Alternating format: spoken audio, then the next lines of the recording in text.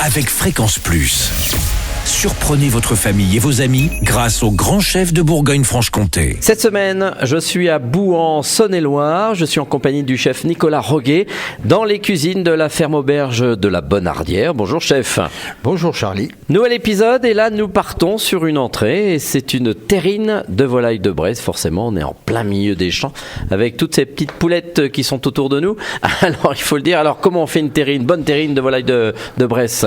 Eh bien d'abord, on choisit donc une bonne volaille de Bresse. Donc la volaille de Bresse, c'est la première volaille au monde à bénéficier d'une appellation d'origine protégée. D'accord. Voilà. Donc dans cette recette, donc je vais choisir une poulet de Bresse. Je vais prendre un poulet de Bresse qui tourne autour de 2 kilos à peu près. Okay. Il va nous falloir un peu de gorge de porc. Parce qu'en fait, la viande de volaille, si elle est toute seule, elle est un peu sèche et on aura du mal à la faire des tranches pour la terrine. Ensuite, pour l'assaisonnement, je prends du Porto, environ 2 verres, ça fait à peu près 40 centilitres, de l'échalote, des jaunes d'œufs et du sel. Alors, la particularité, c'est qu'en fonction de la quantité de viande de poulet de Bresse, va découler la proportionnalité de tout le reste. La gorge de porc, on va proportionner 1/3 de gorge pour 2/3 de volaille de Bresse. D'accord. Ensuite, au niveau des échalotes, on met 3 échalotes par kilo de viande et 2 jaunes d'œufs par kilo de viande, enfin de préparation, et 15 grammes par kilo de sel par kilo de préparation. Donc on prend la volaille de Bresse qu'on va désosser, ensuite mettre en morceaux la gorge de porc et les morceaux de volaille avec du Porto. On va laisser mariner, il faut à peu près 12 heures au moins. Ah oui, donc on peut préparer le soir pour laisser la nuit, quoi. Exactement. Ensuite, donc, une fois que la viande marinée, on va hacher la viande avec les échalotes. On va ajouter aussi les autres ingrédients comme les jaunes d'œufs et le sel. On peut mettre un peu de poivre aussi.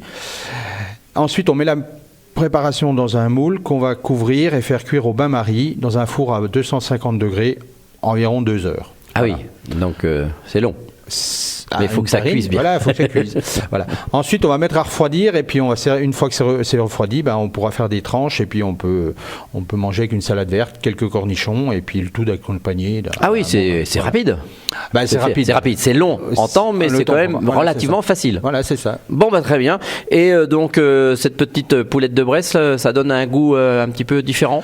Ah c'est vrai que ça donne un goût un peu particulier. Je pense qu'il n'y en a pas peu de gens qui ont mangé déjà de la terrine de poulet de Bresse. Bon, très bien. Merci Nicolas Roguet, ici dans les cuisines de la ferme auberge de la Bonardière. Je vous rappelle que vous pouvez gagner cette semaine un menu pour 2 personnes ici à l'auberge de la Bonardière.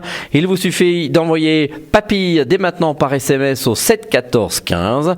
Papille au 7 14 15. Alors bonne chance à tous.